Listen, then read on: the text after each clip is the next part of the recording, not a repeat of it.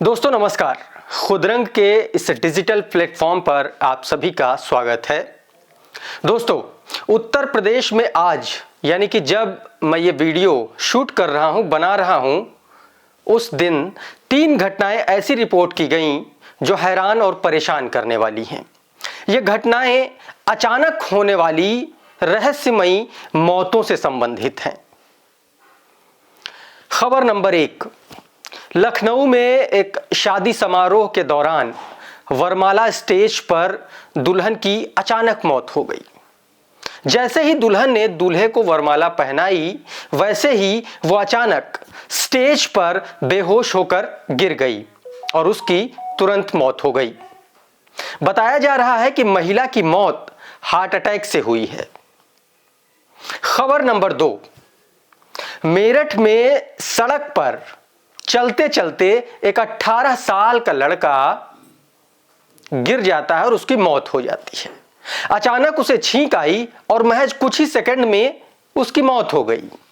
18 साल के जुबैर की मौत का जो सीसीटीवी सामने आया है, उसमें दिख रहा है कि वो अपने दोस्तों के साथ घूम रहा है, कहीं जा रहा है और अचानक वो गिर जाता है।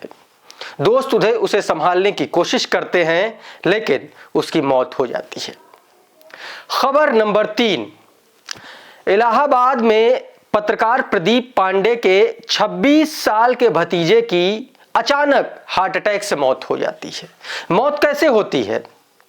क्रिकेट खेलते समय उसके सीने में दर्द होता है और उसके बाद उसको भर्ती कराया जाता है और उसकी मौत हो जाती है। पत्रकार ने अपने ट्वीट के माध्यम से बताया कि 3 दिसंबर को क्रिकेट खेलते हुए उनके भतीजे को पेट में और सीने में भारीपन महसूस हुआ।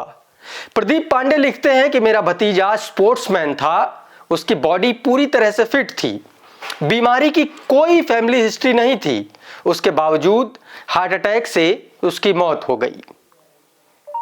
कोरोना के बाद यूपी में पहली बार ऐसा हुआ है, इस तरीके की घटनाएं हुई हैं कि एक दिन में 3 मौतें इस तरीके से हों, वो भी अचानक।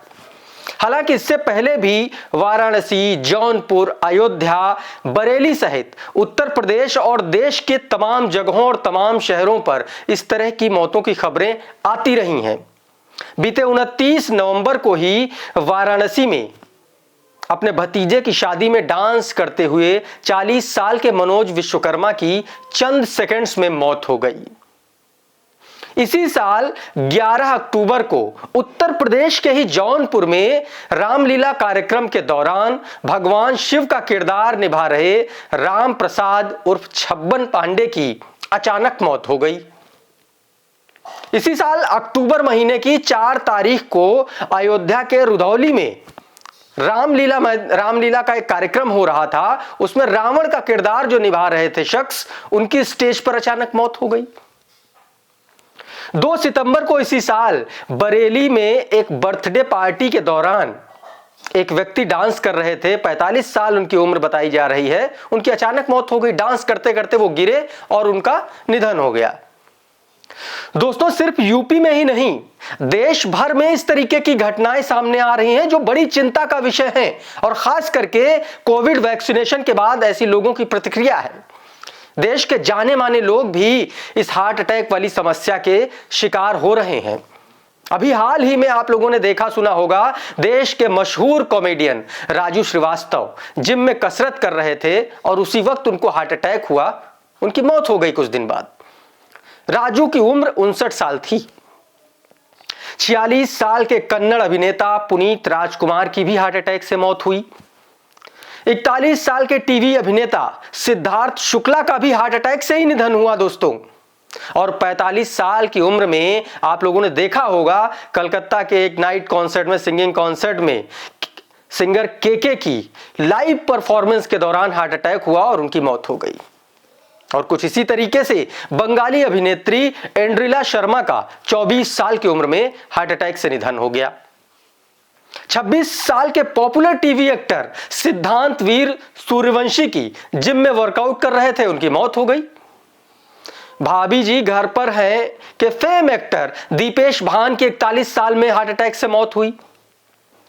जम्मू कश्मीर में एक लड़का नाच रहा था, डांस करते करते मंच पर गिरा, हार्ट अटैक हुआ और मर गया। इस तरीके की घटनाएं पूरे देश में घटित हो रही हैं। सरकार इस पर कोई संज्ञान नहीं ले रही है दोस्तों, जबकि लगातार तमाम सारे सोशल मीडिया प्लेटफॉर्म पर इस तरीके के सवाल उठाए जा रहे हैं कि यह घटनाएं कोविड वैक्सीन के चलते हो रही हैं, ऐसा लोगों का कहना है। मुंबई में भी गरबा खेलते हुए एक 35 साल के शख्स की हार्ट अटैक से मौत हो गई। 33 साल का एक जिम ट्रेनर था, वो बैठे बैठे बेहोश हो गया और उसकी भी हार्ट अटैक से मौत हो गई। दोस्तों, राजस्थान के बाड़मेर में एक व्यक्ति अखबार पढ़ रहा था, चेयर पर बैठा हुआ, टेबल पर अखबार रख करके पढ़ रहा था, अचानक मौत हो गई, वहीं झुका और मर गया। 78 साल की उम्र में मशहूर अभिनेत्री तबस्सुम की हार्ट अटैक से मौत हुई। 52 साल के महाराष्ट्र से विधायक रमेश लटके का दुबई में दिल का दौरा पड़ा और उनका वहीं निधन हो गया। इस तरीके की घटनाएं दोस्तों हिंदुस्तान में, उत्तर प्रदेश में कोविड के बाद से लगातार देखने सुनने को मिल रही हैं। पिछले कुछ महीनों से हम सभी देख रहे हैं कि कभी किसी की डांस करते करते मौत हो जाती है, किसी की जिम में कसरत करते करते मौत हो जाती है, तो कोई न्यूज़पेपर पढ़ते पढ़ते मर गया, किसी की लाइव शो में गाना गाते गाते मौत हो गई, कोई वरमाला पहना रहा था उसी दौरान उसकी मौत हो गई, कोई पैदल जा रहा था अचानक चलते चलते गिरा और मर गया। ऐसी मौतों पर लगातार सवाल दोस्तों खड़े हो रहे हैं और अचानक हो रही इन मौतों का कारण लोग कोरोना वैक्सीन को बता रहे हैं। लगातार लोग विरोध दर्ज करा रहे हैं, उसके बावजूद सरकार कोई सुनवाई नहीं कर रही है, कोई जांच नहीं, कोई खोज खबर नहीं। चाहे वो उत्तर प्रदेश की सरकार हो, चाहे वो देश की केंद्र सरकार हो, कोई सुनवाई नहीं। अभी हाल ही में केंद्र सरकार ने सुप्रीम कोर्ट में एक हलफनामा दायर किया, सुप्रीम कोर्ट से कहा है कि वैक्सीन की वजह से जो भी मौतें हो रही हैं उसमें सरकार की कोई जिम्मेदारी नहीं थी। कोविड वैक्सीनेशन, उसका टीकाकरण स्वैच्छिक था, क्यों लगवाया लोगों ने? सरकार का यह तर्क है, आप लोगों को मैं यहां बता रहा हूं।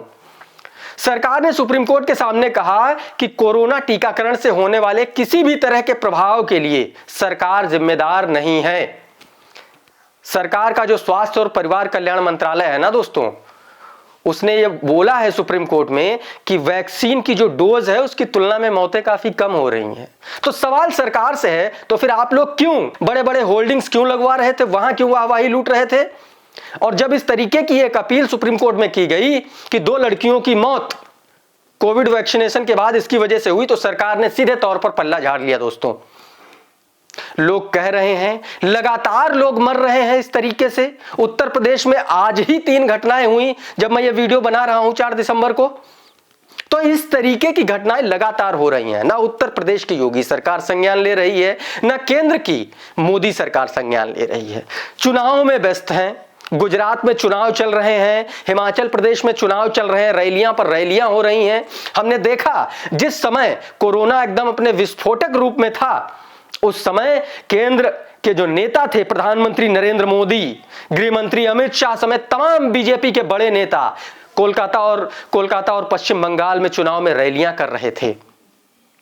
ये वैक्सीन का क्रेडिट लेने तो आ जाते हैं, लेकिन जब वैक्सीन से मौत के जब आरोप लगते हैं तो इस सीधे तौर पर पल्ला झाड़ लेते हैं। सुप्रीम कोर्ट में साफ तौर पर ये लोग कह देते हैं कि कोरोना और वैक्सीन से संबंधित अगर कोई मरता है या कोई वैक्सीन का किसी पर दुष्प्रभाव कुछ भी होता है तो उसमें सरकार की गारंटी नहीं है भैया।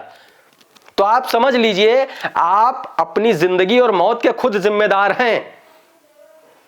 और हाल ही में तो एक पटना हाईकोर्ट के जज ने कहा है कि और 2 क्रिमिनल्स को वोट। उन्होंने ये तल्ख टिप्पणी की है हमारे चुनावी तंत्र पर। तो इस तरीके की सरकारों को जब आपकी जान की फिक्र नहीं है, आपके स्वास्थ्य की फिक्र नहीं है, लोग लगातार आवाज उठा रहे हैं, बोल रहे हैं कि कोरोना वैक्सीन के कारण ये जो 2-2, 3-3 टीके लगे हैं ये इनका दुष्प्रभाव है। डॉक्टर भी मानते हैं, डॉक्टर भी दोस्तों मानते हैं कि कोरोना के बाद से इंसानी दिल कमजोर हो गया है। कोरोना का साइड इफेक्ट हो, वैक्सीन का साइड इफेक्ट हो, कुछ भी हो, लेकिन इसमें जांच की आवश्यकता है। और ये जांच कौन कराएगा? हम और आप नहीं कराएंगे दोस्तों, ये सरकार कराएगी। लेकिन जिस सरकार को कराना है वो सुप्रीम कोर्ट में क्या कह रही है कि वैक्सीन की वजह से अगर कोई मरता है, वैक्सीन की वजह से अगर किसी को कोई शारीरिक परेशानी होती है तो उसमें सरकार की कोई जिम्मेदारी नहीं है। सरकार की जिम्मेदारी है कोविड के नाम पर, वैक्सीनेशन के नाम पर, डोज के नाम पर वाहवाही लूट लिया, बड़े बड़े होल्डिंग्स लगा दिया, कोई ऐसी दीवार नहीं बची, कोई ऐसा चौराहा नहीं बचा, कोई ऐसी गली नहीं बची और कोई ऐसा सरकारी उपक्रम नहीं बचा जहां पर भाजपा सरकार के नेताओं ने कोरोना वैक्सीन का क्रेडिट नहीं खाया हो। तो फिर अब जब मौतें हो रही हैं, लोग आरोप लगा रहे हैं कि वैक्सीन से मौतें हो रही, तो सरकार क्यों नहीं इस पर ध्यान दे रही है? सरकार को सोचना चाहिए, आपको आवाज उठानी चाहिए। इस वीडियो में दोस्तों इतना ही, लेकिन अगर अभी तक आपने हमारा चैनल सब्सक्राइब नहीं किया है तो सब्सक्राइब कर लीजिए, इस वीडियो को लाइक कीजिए, शेयर कीजिए ताकि ये जानकारी और भी साथियों तक पहुंच सके। नमस्कार।